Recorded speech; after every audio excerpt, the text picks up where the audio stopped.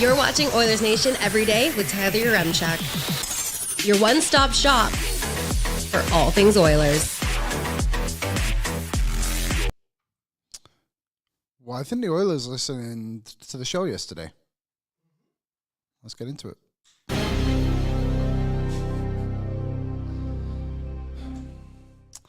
Well, welcome into Oilers Nation every day with me, Liam, not Tyler. And we're, where are we up to? I'm already lost. We're like 20 seconds in. We're in the Sports Closet Studio.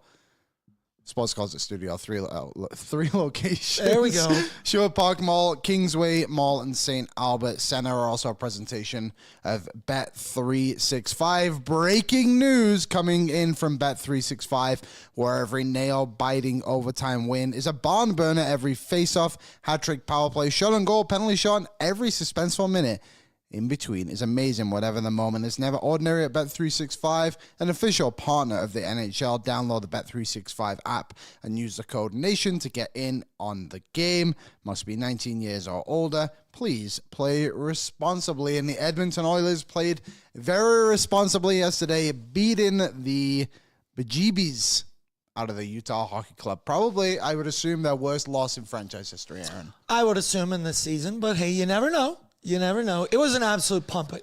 That was everything we needed. Vibes were great last night on After Dark. Vibes were great on After Dark. Vibes seemed great in the building. No wave, which was kind of weird, unless I missed it. That absolutely. Hi, everybody. I'm here now. We have a camera. Yeah, there we go. No Tyler today. Yeah, no Tyler. Dad. No dad. Kids are home alone. That's why I started the show so well without Tyler. We were saying before the show, this Tyler wants the show to go a certain way, and of course he does. We all want it to go well. There's no doubt about it. But he is very, I'm more relaxed, I guess you could say. I sat down in this chair at like 10:58 and was like, ready to go? Oh yeah, Boardsy, I need a return monitor to be able to actually see the screen in front of me. But dude, vibes are great. Yeah. Come on, we can do anything today. It's our world. We're living in it. A little bit of Bruce action later. Yeah, so we'll have the scoring summary right away. One big take, which I thought was quite a funny one from last night's game. Bruce Curlock's going to join us. We're going to specifically talk about the vibes that Derek Ryan brought to this team. Clearly, he's a big reason as to why the Oilers won last night. What else we got with our Safeway picks later on? Review how we did last week. Let us know in the chat as well if you've been playing along. Or the show for Giant question 2. And obviously, yeah, Aaron's going to be along. You'll probably get a glimpse of Reese. You can see his bump. Come on in. There's Reese on camera time. No mic time today, but he'll be on camera, that's for this sure. This is mine. Okay, let's get into the scoring summary. Oh, actually, sorry. We have a super chat right off the bat over in the Odd Company YouTube chat. But this super chat is brought to you by the Ben Stelter Foundation. All proceeds from the super chat go directly to the Ben Stelter Foundation. So, like he does basically every single day, Duran is in with a $13.99 donation. So, is there a chance that 97 is spending the whole year tricking goalies into thinking he will pass only to start ripping it in the playoffs? 40 chess. We are so back. LFG cup year for Ben. Hey, that goal from Connor McDavid. Yeah.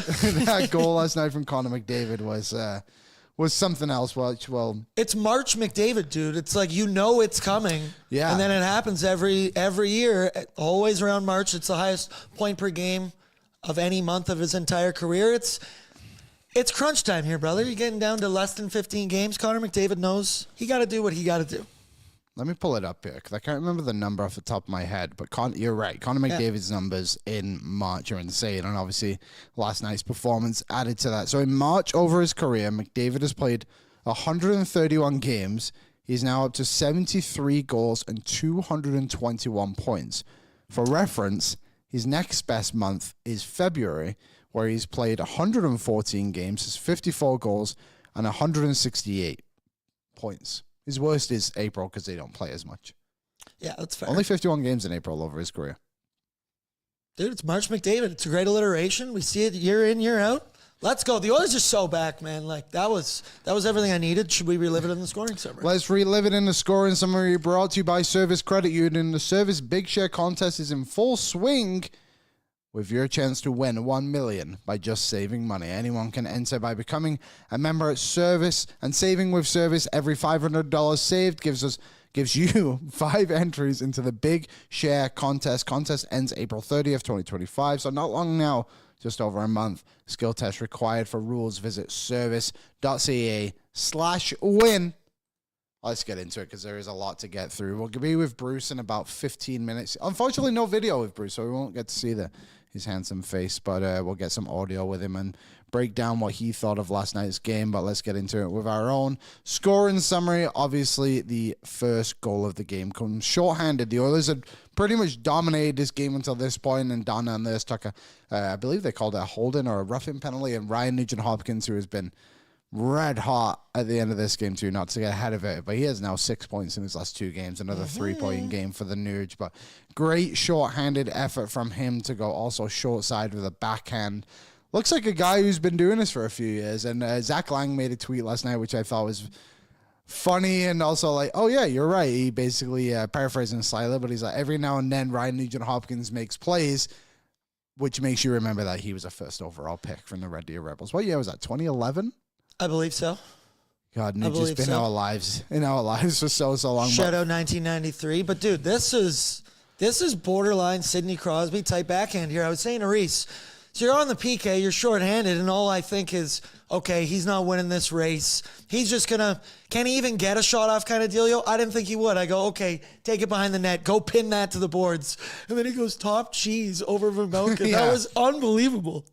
Tough night for Vejmelka. The scoring continued shortly after with Zach Hyman. A little bit of a conversation about goalie interference. Was it? Oh, no, later on it was a goalie interference, wasn't it? This was a power play goal from Zach Hyman, from Ryan Nugent-Hopkins and Connor McDavid. Nice to see the power play connect in a different way, I think. Kind of something we saw a lot last season was these easy tap-ins from Zach Hyman, just keeping his stick on the ice and creating some space for himself. But the Oilers power play connects. I guess this actually didn't end up being a power play goal, but yeah, it weirdly enough did not. But they pointed out in the broadcast they were just shadowing Leon Draisaitl anywhere he was. Look at that right there, and because you're down a man, it then creates that 2-on-1 down low with Nuge and Hyman, 2-on-1 with the D-man. Nuge, the way he's playing right now, he's going to make that play, and Zach Hyman is going to score that goal in the blue paint. Yeah, I understand the idea of maybe we should cover Leon, but going 4-on-3 on a power play is a way bigger disadvantage. And the 2-on-1 then becomes right in front of your crease, right in front of your net. I would argue, well, I don't know, Leon's pretty dangerous. So, I mean, it's pick your poison with the Oilers power play, dude. Very dangerous. A lot of options there when they're actually rolling. I know there's been some, we'll call them complaints, but I think it's more of just want to see slight improvements on the power play in the sense of it's just Leon who seems to be scoring goals. We talked about it a lot on O&R yesterday, and then you go and look, and since the start of February, they're at 30%. I know, right? Not bad at all. Continuing on, 4 seconds left in the period, we got this absolute piece of magic from Connor McDavid, who just rips through the neutral zone into the O zone and just right by Karel Vejmelka, who didn't stand a chance. And you can't see it on this initial one, but when we get a closer-up replay, the touch he uses at the end to get it by Vejmelka is something very few players in the NHL are able to do at that speed. Maybe only one player in the NHL can do it at that speed. But also clearly a set play. Nice play there by Evan Bouchard as well to make that nice little tip pass to Connor McDavid. And something, again, we haven't seen a lot from Connor McDavid, him bursting through the neutral zone and finishing off chances like this. But, that is lovely. I said last night. That is nice goal. He processes the game like the supercomputer that is Kawhi Leonard, and that he can do things at insane speeds, but he can process the game at an insane speed while his feet are moving that quickly. It's insane. What a set play at the end of the period. Shout out Ekholm for that breakout pass, but Boosh just put it on a platter. McDavid looked like he was shot out of a cannon, just slingshot back, and he's going. And then once again, just an ice cold, no smile, no nothing, and he scores this nasty goal.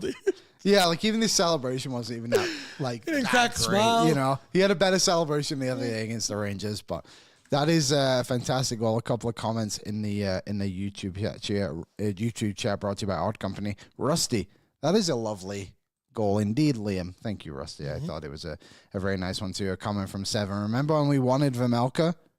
Well, you didn't get to see much more of Vejmelka because he got pulled at the end of the first period. And what's the kid's name?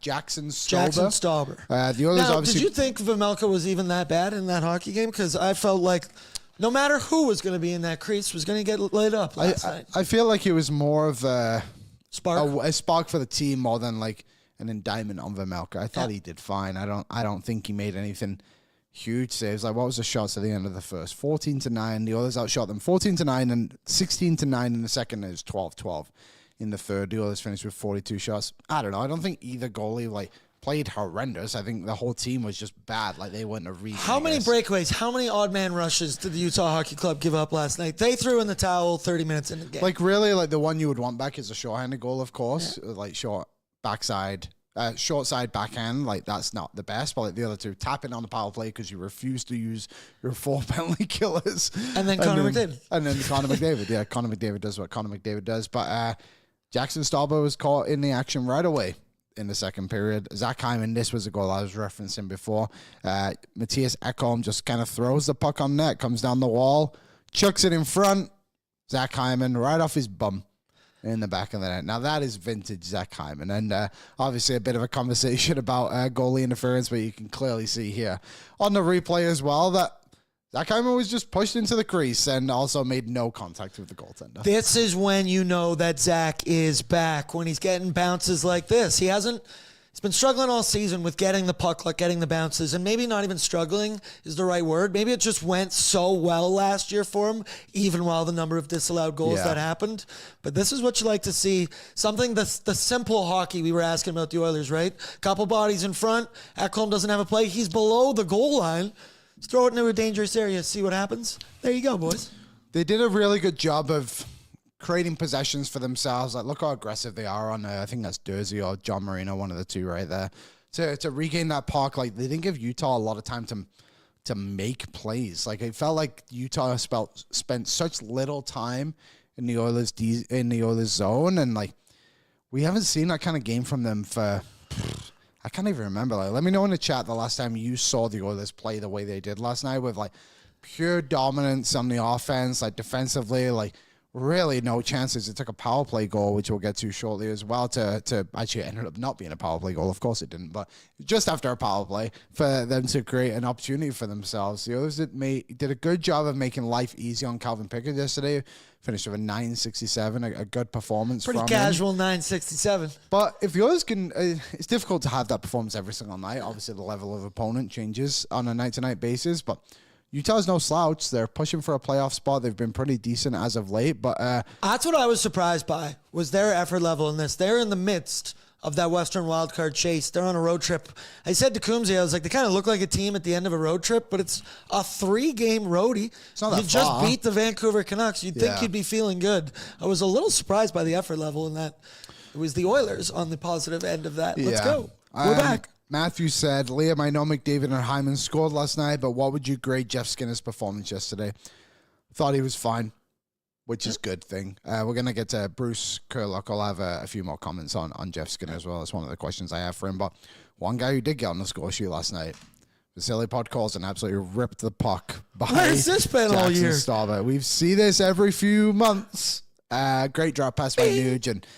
Do you want to see that a lot more from Podkolzin? There's been too many times he's looked to pass it off there, and he can rip it. When he was selected 10th overall by Vancouver, this was one of the traits that he had that made him go so high in the draft. He could score, and he could score from many, many places. And he's not a guy, obviously, that's going to go out there and live up to his draft stock, but he's definitely a quality NHL level player. And if he can give you some depth scoring, then how can you not be happy with what Podkolzin is capable of bringing? You know what I mean? And also, too, when you go back and look, he scores, and then he scores again. So expect a goal against Winnipeg. I just want to say about this line right here, like, they have been so good lately. You talk about Pods in the top 6. The one he's been doing everything right, but the one thing he's not doing is scoring at the level that you need in your top 6. You put him in a comfortable third-line role there with guys with skill, with Viktor Arvidsson and Ryan Nugent-Hopkins. Who knows, man? That could be a much more beneficial role for him. Also, watch Nuge here. Let's just have a moment. Just takes that puck on the back check. Look at that. And then He's a centerman now, I guess. Let's ride it for as long as we can. Nobby said it, dishes that puck over to Pods. It was just an incredible night. We could have done the scoring summary last night for like 30, 40 minutes. It was awesome. First time in a while you've been able to have that much fun with a scoring summary. But if Aaron did reference in there, Chris Knobloch last night did say that they're going to run with Nuge at center for a while, which to me would make me believe that these lines are probably in place for the next few games. Obviously, in and out, maybe a few guys, but I think the structure of it will remain the same. There it is. Quote from Ryan Rashog. Not look on Dude, RNH the at spine center, of the Edmonton Oilers, if they go like that, McDavid, Draisaitl, Nuge, Adam, Henrique. So far this season, Arvidsson, Nuge, and Podkolzin have played just over an hour together, 61 minutes and 51 seconds at 5-on-5. They've outscored their opponents 6-2 and outshot them 31-25. So they've been an impressive trio. Let me know if you've liked seeing them on the ice as well together. Utah does get on the board just at the end of a power play. Sean Dursey. Oh, wait, was it the end of the power play? Yeah, it definitely was. Sean Dursey gets them on the board. Logan Cooley and Caroni. I think they said Carsoni. That's it. Carsoni? Yeah. That's what Brett told me to say yesterday. Do you know what else happened in this goal many, many moons ago? No. That's the goal Connor McDavid scored the Game 7 winner against the LA Kings. And who did he beat behind the net for the puck? Sean Dursey. Take that, Sean Dursey, if we can find that clip. Yeah, that was awesome. Honestly, I thought about that immediately as soon as he scored. I was like, you remember? I was there for that game. That was awesome. Moving on to the third period, score at 5-1. The Oilers would have two more. Mattias Ekholm in his return to the lineup gets his 9th of the season. Zach Hyman with the assist on this one. Grip it and rip it, baby. The Oilers did that a few times yesterday. Obviously, Podkolzin being the other one too. But the Oilers have not been doing this too often. He's just getting a puck and shooting it and just creating a chance for themselves. Another goal off of a forced turnover here. Zach Hyman bringing his lunch pail to work, setting up Mattias Ekholm in the slot. I missed Mattias Ekholm. We'll talk about the Oilers' decor and the look of it right now, but boy, oh boy, did I miss the Viking. Last goal of the game, Viktor Arvidsson, his 10th of the season, back-to-back games for Viktor Arvidsson with a goal. And again, comes from just hard work. Clayton Keller, I believe it was, puts himself in a bad spot. Arvidsson comes in, picks his pocket, goes 5-hole and stopper. 10th of the season, unassisted. 7-1 win for the Edmonton Oilers. It's hard to be upset with anything you saw last night. That kid on the screen. That's me last night. That's what you pay him for. Arvie, though, double digits. That was me on the screen. Nurse also got in a fight. Oh, yeah. Do we have that? Yeah, here. Okay, sweet. Yeah, that was an interesting one. Nurse had a couple of... He tangled up with Kevin Stenlund a couple of times in the first period. That's who he took the penalty on. That led to actually Ryan Nugent-Hopkins' short-handed goal. Obviously, Stenlund played for Florida last season in the Cup final. And then McBain is this kid's name? Yeah, McBain. Big fella, but Nurse handled him pretty well. I mean, at the end there, too, when he starts punching him in the back of the head. Oh, just fisting over top of him. I said there's a point here when the camera kind of like cuts in. McBain kind of lands like one or two. Darnell is just a beast when he's trying to fight. I don't know if he has boxing experience, but he gets a great dodge in there, and then he's got the leverage, and he just starts power fists over top of him. You'll see it coming up here. There it is, and boom. He's on one knee. I said laugh to McBain here. This is the look of... Oh, man. I don't know if you can even punch in the back of the head in the UFC. No, you definitely can't. Darnell throws his bucket there. He was extra fired up. After the Stenlund penalty, he was extra fired up too. Which to me was a clear penalty. I know, but what did they call him for on that one? Was it roughing? Cross-checking. Yeah, I mean, you could have gone either way on it, but... That throw of the stick there from Darnell Nurse. Here, let me just pull it back. He had some anger. A slight bit. This is like the Joey Bats bat flip we said. And then the glove toss just out. Darnell, you're the man. Daryl dropping him down a couple of people in the fight. Lanskin, a weird fight. It felt like he just had some anger he needed to get out on someone. Did. I don't know why. I'm assuming it was his battles with Stenlund. Maynard, Darnell fights angry. He's a tough customer. Jack, the hammer fists at the end were personal. He really did feel that way. Really was. That was Darnell's second fight of the season. The only other one was Marcus Pettersson. 2-0, brother. 2-0 this year. Marcus Pettersson. That was the 11th fight for the Oilers. Do we have a record? I feel like they've won a lot. No, I didn't look on Hockey Fight specifically on the records. If you can let us know, that would be great. What else have we got in the chat here? Let me know when Bruce gets here. He should be here any minute, I would think.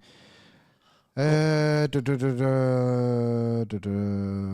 I believe that he is here because he's not going to join us with video, but I do see his audio only. Yeah, I think he's here. All right, let's get into it. With the Star Mechanical guest line, Star Mechanical is one of Edmonton's biggest locally owned and operated plumbing and heating businesses. They have been working within the community for over 20 years, and many of the homes built in Edmonton over the last 2 decades have had their plumbing and heating systems installed by Star Mechanical. Visit them at starmechanical.ca to schedule an appointment and let them keep your home running smoothly. Bruce, are you there? How you doing? I'm here. I'm sorry about the video, but maybe that's better for your audience.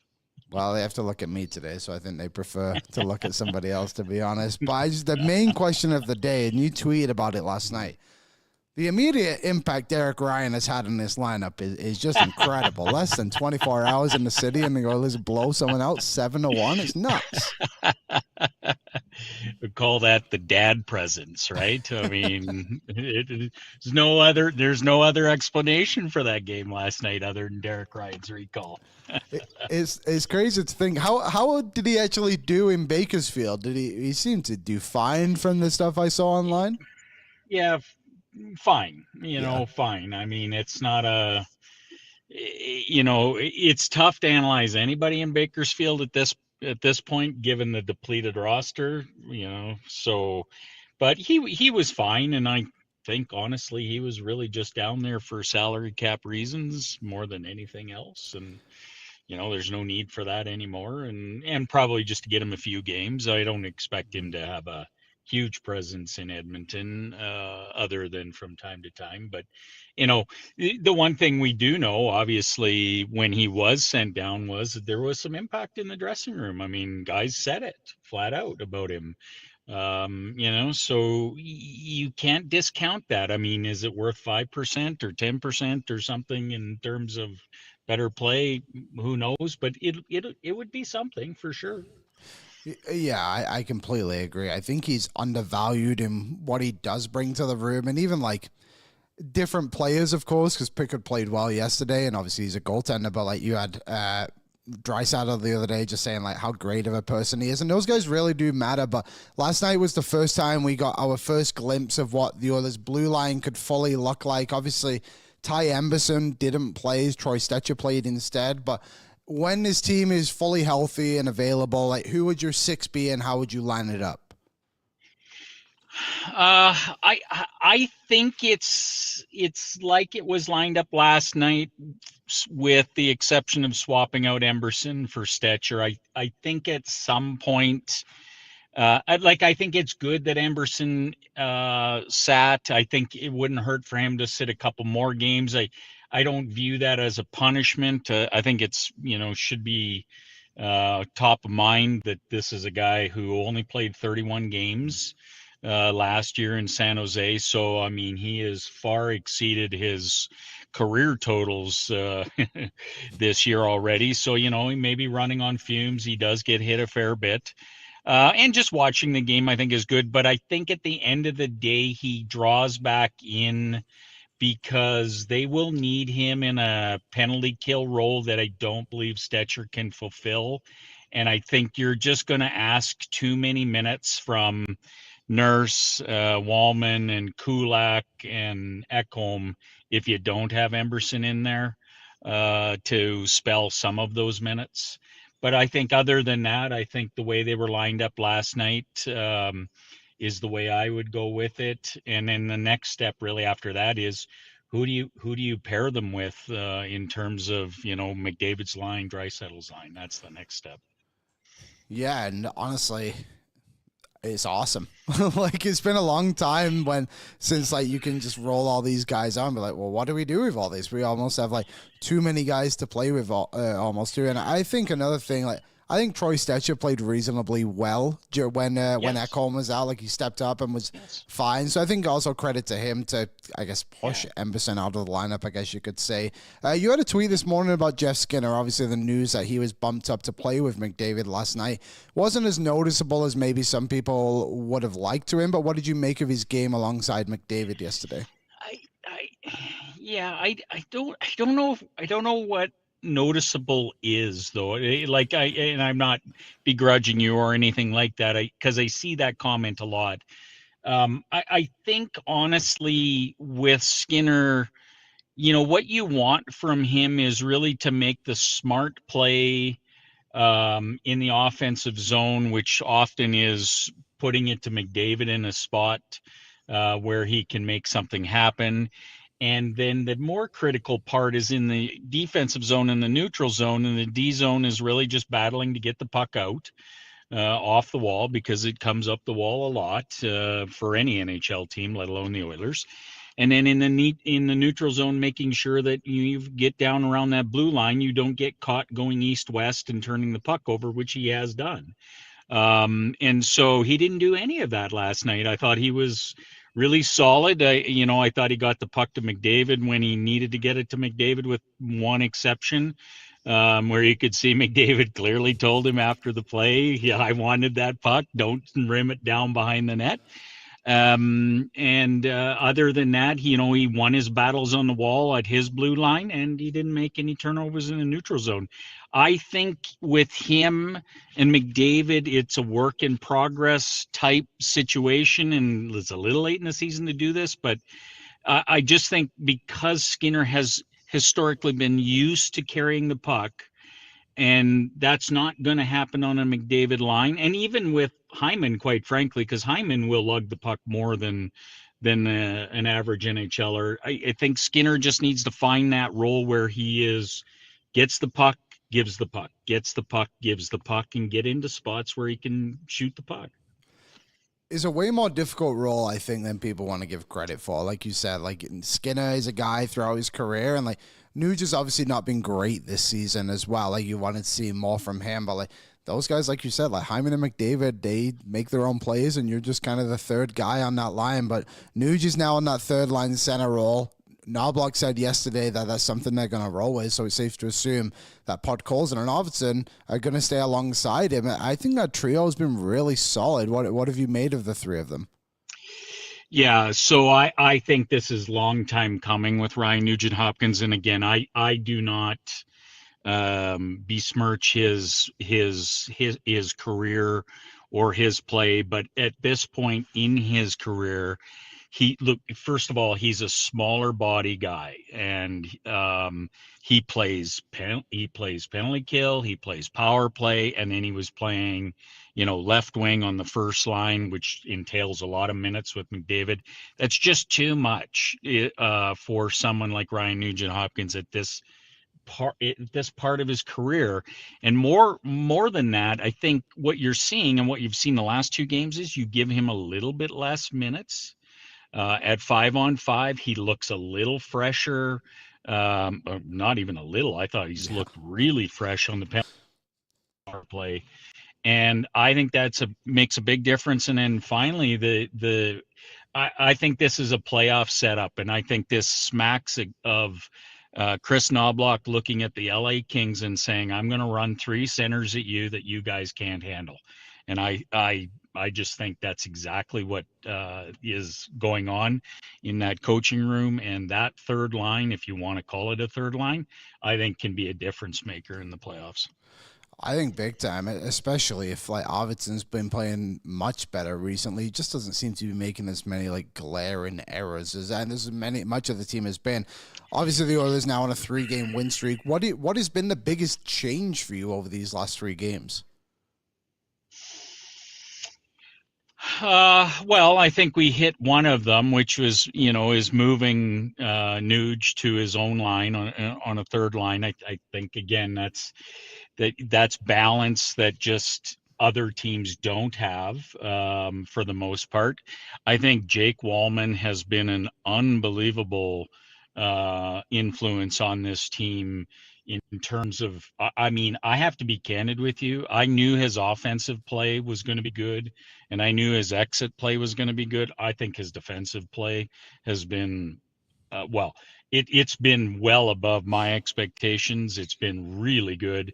And his penalty kill looks good. So, a little bit more balance, the forward lines, deeper, of course, Ekholm's only been back from injury here recently, but just a little deeper on that defense group, which, by the way, I think is probably the best in the NHL at this point. And I think those are the things. I think it's hard to argue with your goaltenders the last couple of games. Like, their save percentage is good. They've made critical saves when they've had to. I just looks like just an overall more balanced, more structured team playing.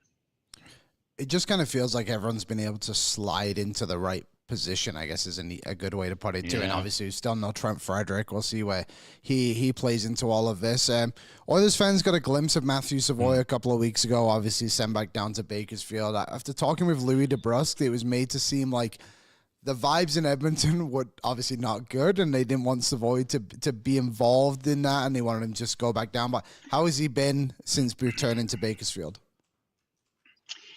Yeah, he's been okay, and I'm hesitant to say that because that's going to get picked up, and probably run with.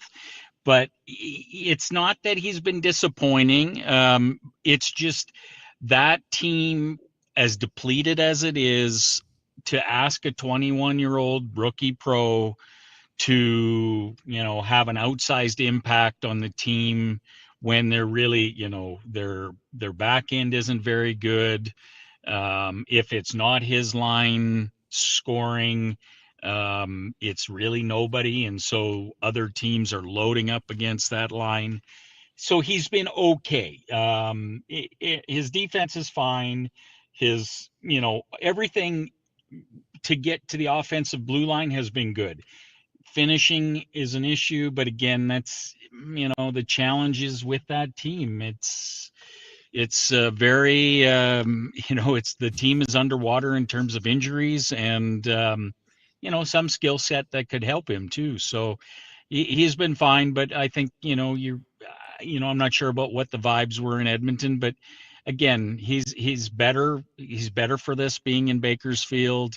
I suspect they're really borderline to make the playoffs in the AHL. If they don't, almost assuredly he's going to be back here with the team in the playoffs, and that'll be a good experience for him.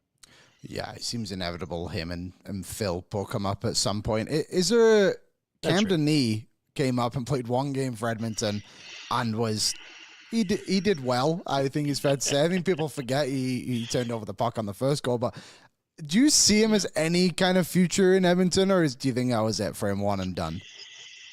I think I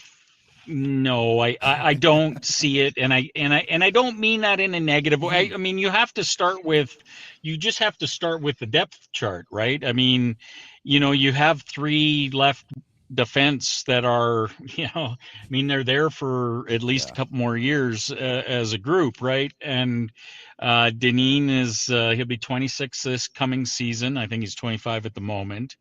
Do I think he could play in a 6-7 role in the NHL? Yes, I do. Do I think it's on a championship caliber or competitive team? Probably not. But there's 32 teams in this league, and there'll be a spot for someone like him who can transport the puck and pass the puck.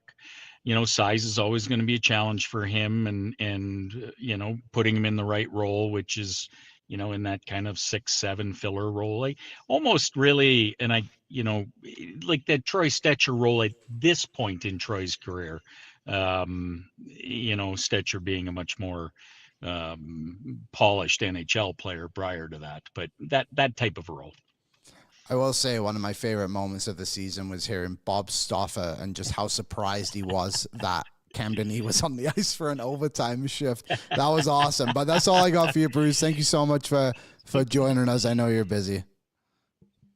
Thanks, Liam. Appreciate it. And happy to talk to you anytime. All right, see you later, Bruce. There you go, Bruce Take care. Curlock on the Star Mechanical guest line. Aaron, any takeaways? What are you thinking that Bruce had to say to us? The thing that I always go back to about Jake Walman, I was not familiar. All I was sold on was his puck moving ability, his first pass, his breakout pass, all those things. This dude, his willingness to play physical, his willingness to lay in front of shots is insane. Last 5 games, I just looked, 17 blocked shots. If Jake Walman passes Brett Kulak or Emerson in this race, Brett and I agreed that we will both be tattooed in this case. What's the total he needs to get to pass those guys? So currently, Brett Kulak is at 31 blocks, I do believe. And I just saw in the last 5 games, Walman has 17. Who was his first game against? Somebody let me know in the chat. Okay, I only have to tell Dallas was his Buffalo first here. game. Someone threw in the chat here. I think he's around 20-something, dude. The kid can play. The kid knows what he's doing. And once again, like we saw the Rantanen hit to start out in his first game. What a way to endear yourself to the fan base. But I did have a realm of like, okay, that's first game fired up in front of the home crowd and the new fan base, your new team. You want to make a good impression. Could he continue to do that? So far, so good. And the fact that he's never really played competitive playoff style hockey before only has me thinking this will continue. And then you also throw in the factor if he's playing with Darnell and he's as pissed off and angry as he was last night. Everybody's play is going to be elevated up here. I love the competition on the back end. My ideal back end is exactly what I have here from Daily Faceoff. Ekholm with Bush, they measured it. Darnell with Nurse, Kulak with Emerson. I do agree that MB's been a little bit He's young. up and down, which is exactly what you want. I said if he has to sit out a couple games, I'm okay with that. A, keep him fresh. B, good for the block shots. And as Reese pointed out, can that help us with contract extensions? Because I totally want him back, but he has another anything year. we can do to penny pinch. He has another year. Yeah, okay. So that's good at least. But they can negotiate contract for the year. Okay, then drop the third one, but whatever. I'm okay with it. Yeah, me too. He's been a really good addition. And Troy Stetcher, right? For me, you got your 7th and 8th. I don't know what John Klingberg's situation is right now. 9-10. Seems to be very weird. I feel more comfortable with Troy Stetcher stepping in. But with the depth you have, God forbid, knock on wood, you have an offensive guy in a John Klingberg who could step in, and a Troy Stetcher kind of just jack of all trades, probably lessen his workload, but can do the job. So I like the state of the Edmonton Oilers decor right now. Yeah, Klingberg obviously going to bring you something a little bit different. Brian Weber has been dropping a lot of knowledge in this chat today. And he just said, Walman has the top 2 ability. It's pretty evident. And I would agree. And I think, too, when you look back at the other teams he's played on, weaker teams, of course, but like Detroit, he played alongside Moritz Seider, and people said like he had a big reason as to why Seider was able to develop the way he did. And then obviously like a top 2 guy in San Jose as well. He's a solid player. How many minutes did he play last night at 5-on-5? He was second on the team in 5-on-5 minutes. 17:33 was actually on the ice for the 1 goal against, but that of course was a penalty killing goal more than anything. But yeah, I think it's hard to be not happy with what Walman has been able to do. Even Max Jones, like I know he was a throw-in in that deal, but no, Trent Frederick's the throw-in. Yeah, but in like comparison to other fourth-line players the Oilers have had, I feel like Jones had a fine impact. I think he's struggled obviously the last little bit, but hey, he's a fourth-line player. But once again, any situation he's been playing in will be single-digit minutes. Very simple strategy: bang bodies, don't get scored on, bring some energy, drop the mitts if you need to, and I'm confident with that. You just think of the depth now on the D and the forwards. You get healthy Frederick, healthy Kane. I know I'm drinking the Kool-Aid. I'm dispensing the Kool-Aid, but we are so back. Start sipping. Bruce said something else there too, and let me know this in the chat, and then we'll move on to one big take. He said that the Oilers have the best blue line in the NHL. I'm curious what you guys think. There's one team in mind which obviously worries me a little bit more, and I do think the Oilers' blue line is great when it's healthy. But like, do you think is the Oilers' blue line the best in the NHL when it's healthy and capable of playing at the level it does? And 2, if not, who would you say is slightly better? But let's move on to one big take from last night. Brought to you by Charm Diamond Centers. Charm Diamond Centers is proudly Canadian-owned and operated since 1972, with more than 85 locations across the country through Charm and their sister brands. Custom ring building delivered in less than 4 weeks with Charm Diamond's masterpiece program and unbeatable pricing policy. Check out their large selection of Canadian lab-grown diamonds, mine diamonds, and also apply for a Charm Diamond Flexity card today and get approved for no interest for financing on your purchase within minutes. For more information, go to charmdiamondcenters.com. That was good, dude. That was good. That was a long one. Thank you. Yeah. I've been reading these before I go to bed every night. My one big take from last night. Kasperi Kapanen wanted to score so bad, but has absolutely no finish. I thought it was pretty funny. In a way, like, I felt bad for him. Like, obviously you want your players to have success and to score goals, and a guy that came into the league is first round pick, second round pick, whatever he ended up being. The point is, an offensive player. He scored 20 goals twice in his career. Yeah, he hasn't scored since January 15th. I think they kept referencing on the broadcast. But man, even when he hit the crossbar right at the end and it was 7-1, that was my big takeaway, was Kasperi Kapanen not getting a goal. And unfortunately and ironically, it was the only Oilers forward to not be on the ice for a goal and be on the ice for the one goal against, which again was more of like a penalty killing goal, but still I thought that kind of sucked for him. He was all over it. He did well. He was skating very well. I believe it was in the third period. I mean, the game was basically, not basically over. It was over. Yeah. But he had like a spinorama move in the offensive zone and almost roofed a backhand. And that's right. You do have that ability. And I do think Kasperi Kapanen has been struggling lately. Could also argue he's been playing in a role that he's never really done in his NHL career, playing center there on the fourth line. He's been a winger much of his career. But we've seen it when you kind of put him with some skilled dudes. Connor Leon, he can hang. I don't know for how long, but in spurts here and there. And, of course, he was the only Oiler to be minus anything, right? Yes, he was -1. So, Two shots on goal. The crossbar obviously doesn't count, but that one sucks. But I don't know. What did he play last night? 12 minutes, 10 seconds. I thought he played well. I like Kapanen. He's obviously sometimes has big errors, big blunders that lead to goals. Another depth guy, dude. him. Another depth guy that you can throw in that we've seen. As much as we don't like the blender, there's one positive. Everybody plays with everybody, so there is some familiarity there. And I think a lot of credit should go to guys like Perry and Brown, who I know they don't think either of them scored a point yesterday, if I'm not mistaken. Maybe. Oh, no. Perry, Brown. No, neither Leon of them got sure it. didn't. Yeah, no kidding. You're telling me. How do you not hit a bet in a 7-1 win? Crazy. Especially on the potential MVP of the NHL. With 50 on the line? Yeah, couldn't get it. So I apologize for the bankroll last night. I apologize. My bankroll was the same. I'm sure we were not the other one. Many of us did. Someone put in the chat, Lil Nate, I thought this was interesting, said, after I asked like who were the defenses that you would kind of put Edmonton over Edmonton, he said Dallas. And I would agree with you if Miro Heiskanen was healthy. There's a big asterisk on that. However, it was reported yesterday, Peter DeBoer said that they might go the first round with Miro Heiskanen, which for me could lead to a first round exit. And with that, their right side is Ilya Lyubushkin, Cody Ceci, and Matt Dumba.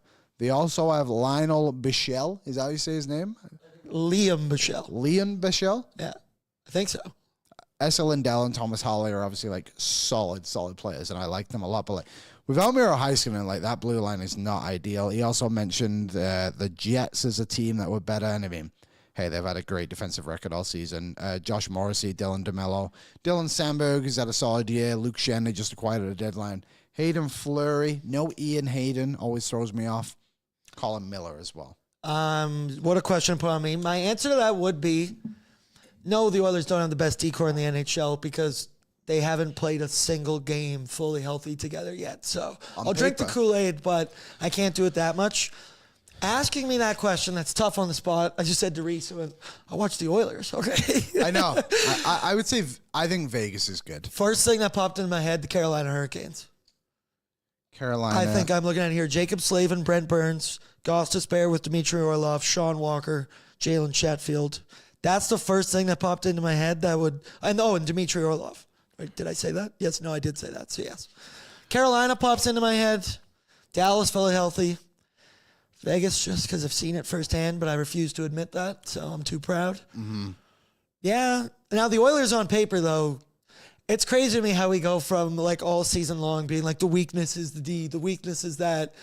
You bring in one dude like Jake Wallman, and it really does change. It's only a couple games, but it has severely changed the productivity of the D-core, our outlook on the D-core. I'm drinking the Kool-Aid. Let's move on to the show for a giant question, because I think this is an interesting one after last night's win. Hockey fans helping hockey fans. Free valet service for Oilers fans. Never visit the dealership again. For car service, get an exclusive swag package with every nation valet service booked online and get automatically entered to win a monthly prize draw. Book online at sherwoodford.ca to make sure you add in Oilers Nation Valet in the pickup comments to get in the draw. Also, Sherwood Ford. You can get $500 towards a service plan for all Oilers Nation fans with a vehicle purchase. Oilers Nation fans, your hockey destination is Sherwood Ford. Sherwood Ford giant question. Who starts against the Winnipeg Jets this week? Obviously, Calvin Pickard. Paul Made, lovely. Obviously, Calvin Pickard got the start yesterday. Played very, very well from what he was asked to do. Made 29 saves on 30 shots. 967 save percentage. His save percentage is actually over 900 now. 902. Clap it up. Let's go. That's huge. That's huge for us all. 902 on the season for Calvin Pickard. 2.60 goals against average. 17 wins in 26 games. But with that said, it's not like Stuart Skinner had a bad game against the Rangers. I think he made some big saves in the third period, especially when the Rangers had that power play. And I think a reason they took him out was maybe just to give him this next little stretch. So my answer is Stu. Aaron, what do you make of that? I am 1,000% Stuart Skinner. I love Calvin Pickard. He's one of my favorite guys in the pre- and post-game chats. Positive guy, just like they say he is in the locker room, which leads me to believe that is the real him. I'm going Stuart Skinner through and through because I'm going to look directly in the camera for this. Stuart Skinner is the 1A goaltender of this team. Yeah.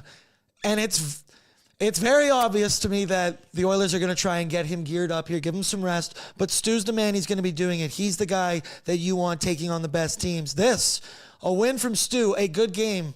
Possibly. I'm not even going to say the words. No, I'm not going to jinx anything. But going up against Connor Hellebuck, dueling Connor Hellebuck, if he can have a big game, that's huge for his confidence. And while I love Calvin Pickard, we just kind of did this dance like 2 weeks ago when we were all like, Stu sucks, Picks is the 1A, he's the starter moving forward. And then I believe he got lit up against the Anaheim Ducks and got yanked. And we all went, okay, maybe we're a little premature in that one. So I don't really want to do that again. I love Picks. I love the matchups he gets. I still believe in Stu. I was more down on Stu than usual in this past month. February is a dark time for everybody here, even us Stu believers here at Oilers Nation. But I'm back, baby. I'm back on the horse. Go Stu. So Jason Greger just tweeted, and Isaac just put this in the chat. Knobloch said he isn't sure what his lines will be tomorrow. Some of the guys who didn't skate, 97, 29, 18, and 14, are banged up and might not play. 29 definitely looked labored last night. Why did they keep playing him then? Because he wanted 50 goals. It was but so it's not obvious. like it was the last game of the season. I know, and it's like he was clearly labored. He was hunched over, writhing in pain. Several points in the second period there, hanging out with TD Forrest. Continues to keep playing in a game that was very over, trying to get that goal. And I did think it was funny. Did you notice at one point, Oilers get a late power play. They throw out power play 2, featuring Leon Draisaitl with him. And as I said, Utah was clearly committed to not letting him set up in his office over there on the power play. Once again, he might have still missed the game, so who knows? Who am I to question Nobby? But Dry didn't look great yesterday. So physically. Last night, Draisaitl led the forwards with 22 minutes and 23 seconds of ice time. The next closest guy was McDavid at 16:46. That's nuts and feels unnecessary if now Draisaitl is going to miss a game. It was a 5-goal lead. And Jeff Skinner's over here playing 12:30. I think they'll all play, if I have to be honest. What was it? 97, 29, 18. Hyman missed the game but came back. Also, too, after they play Winnipeg, who do they have on the weekend? Seattle, and they have like a 4-day break. 3-day break. You're probably okay, I would think. And also, too, like let's not forget Winnipeg embarrassed Edmonton to start the season. Like on paper might not seem like a huge game, but like this should matter to those guys to want to redeem themselves. So a little bit of somewhat breaking news, I guess you could say, from Jason Gregor. If I had to speculate, I would assume that we'll see all those. For guys me, again. I could see once again, strictly speculation. I would see Leon Draisaitl maybe sitting out a game. I don't think Ekholm will be sitting anything out because he just took that stretch off. I would just think that Nobby's lessening the workload on a guy like that, which is totally fair and pretty smart, in my opinion. 97. No, it's March. He's playing. Come on. Yeah. Come on. No kidding at all. Do you have the ad read for Flight Night? Flight night is over, Liam. I already gave away. Oh, sorry. What chaos? Here, I can just do it off the dome. All right. Sounds good. What's trending for our party coming up at Greta with What Chaos? Aaron, over to you for more. Bang. We are going to be partying down at Greta March 27th. We're pre-gaming with Boardsy and What Chaos. Liam, you and Ty, I'm also saying, open invite because I want the Spider-Man meme photo of the three of us pointing at them as well. Canadian version, USA version. This is going to be awesome. Shout out Fountain Tire. Shout out Greta as well. Get your tickets at nationgear.ca. So there's going to be pre-gaming before. There's a little bit of a meet and greet going on as well. You can hang out with them. Sean DePaz has been tweeting how he will take on literally anyone at Bubble Hockey. And there are rumors, unconfirmed rumors, but I guess I got a DM from the Greta manager. I was a little boozed up on the weekend, but he said he believes that we might be doing a beer pong tournament in the back. Oh, wow. Because I think DJ and Pete are going to host the event, which I would normally do. So that frees me up. And he asked me, would you do that? I was like, don't ask me stupid questions. Yeah, of course, sure. I am down to do that. March 27th, Oil taking on, that's the Seattle Kraken, I do believe, right? The second half of the back-to-back after Dallas. so. Let me just confirm. Pull up that schedule again. Yeah, I'm pretty sure Yes, it Seattle. is. There Yes, you it go. is. You would think I would know that. Shout out ad reads off the dome. This is going to be awesome. Tickets at nationgear.ca. If you missed out on Flight Night, if you've been missing out, you've been having FOMO lately because Greta, we've been shutting that place down recently. So come on out. It's going to be a blast. Yeah, that'll be awesome. I am excited.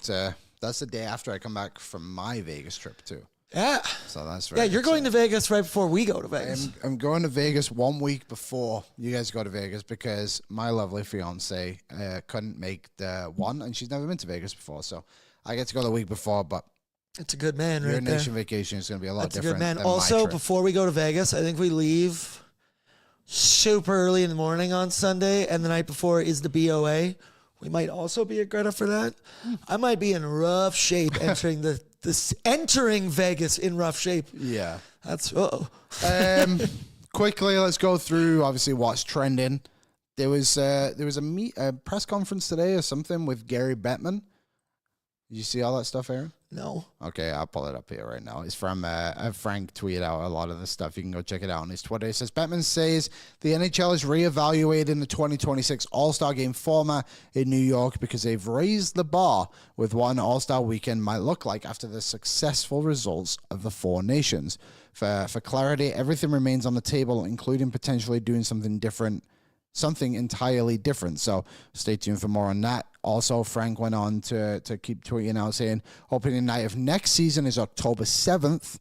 It was also another interesting one from Bettman saying he is not a fan of extending overtime to any longer after what we saw at the Four Nations. They want to keep that down due to ice conditions and additional wear and tear on the players, which to me would also suggest that maybe the players don't want it if that's kind of the stuff he's saying. But furthermore to that comment, a lot of this, I want longer 3-on-3 overtimes. Well, I don't like games being ended in a skills contest, is what I call a shootout. it sounds like this will also be discussed at the NHL, as the NHL plans to sit down with the NHLPA and begin CBA discussions in the first week of April. So that is just 2 weeks away. So a bit of news from the GM meetings. It was also some yesterday.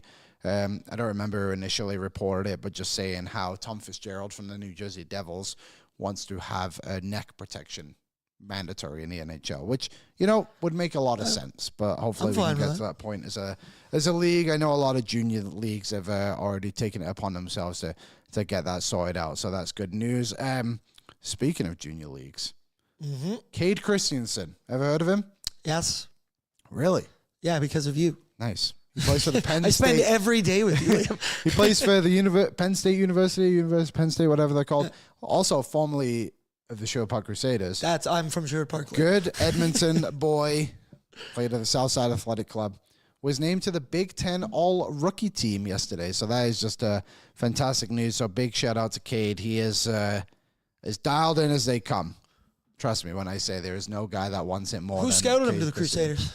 That's before my time, unfortunately. Oh, I do remember hire that guy, dude. I do remember though, when he came to camp the first year, we were right. I was just a regional scout at that point with the team, and I wasn't really involved with bringing players to the camps yet. Just a wee lad. And when we were writing down all the players that could potentially make the roster for the year after, we forgot to write Cade's name down. And then he went on to become, obviously, a college all-rookie team athlete, which is just incredible. So, big shout-out to Cade. He's a great person as well. Last thing, Aaron, you may see I have people care too much. Yeah, I was very curious what that was about, and I wasn't going to ask. So yesterday, and I know these are controversial people, do not get me wrong, but there was Elon Musk's SpaceX went up and got those astronauts. We're going there. And now everyone's claiming it was AI. Doesn't matter. These people are now home, and that is good news, right? Yes. Isn't that right? So. Everyone's very upset about it. These people aren't in space anymore. They've been up there for a long, long time. I couldn't care less if they scripted all. Maybe the whole thing was scripted. Maybe it says more about me. I don't have the ability to care that much. I just don't. It's ironic because I care so much about the Edmonton Oilers and things, but yeah, I don't care. I missed a super chat from McHigh and Dry.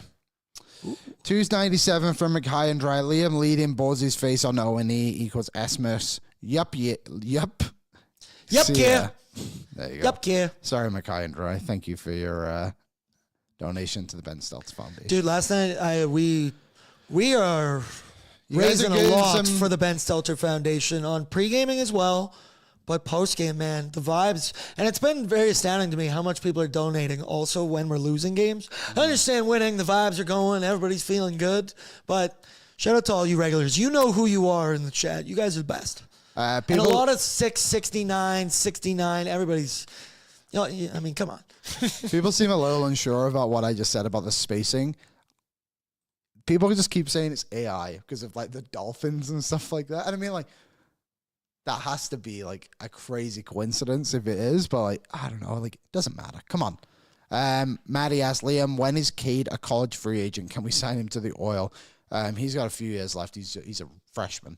So I don't know how long they get to that stage. Grooming him for the Oilers. Yeah, he's got a few more. I think he can get invited to like rookie camps and that though. So I mean, hey, this guy is. Let me pull it up quickly. He is 6'3", 187 pounds. Great skater, brings some offense. Incredibly smart. Like I promise you, every single day he was with the Crusaders, he was the first person at the gym every single day. At the the rink. Last person to leave the gym at night. He is dialed in. He knows how to play. There's actually someone on Frank's list. Frank put out Steven for Frank. One of them put out a list of daily face-off of college free agents. I don't know many of them, but Caleb McDonald, formerly of the Whitecourt Wolverines, sick player. He's a very good player. So there you go. Baldy bankroll last night. Aaron for Bet365 didn't hit. Dude, it didn't. It went 1 for 3. Shout out to Evan Bouchard for hitting the shot prop. Shout out Reese as well for that, because he always tells me to do that when he's in the building. I went with the Jeff Skinner shot prop. Dude, it was announced late. 2.5 shots was plus 250. Whoa. I know. We were like, Ty and Bag Milk were still at the office, and I'm just hitting refresh for minutes because I'm like, it's going to come. He's on the first line. Like, but maybe they didn't know that or whatever, and I'm just screaming immediately. I'm like, boys, run, get to your Bet365 apps, and then ended up being wrong.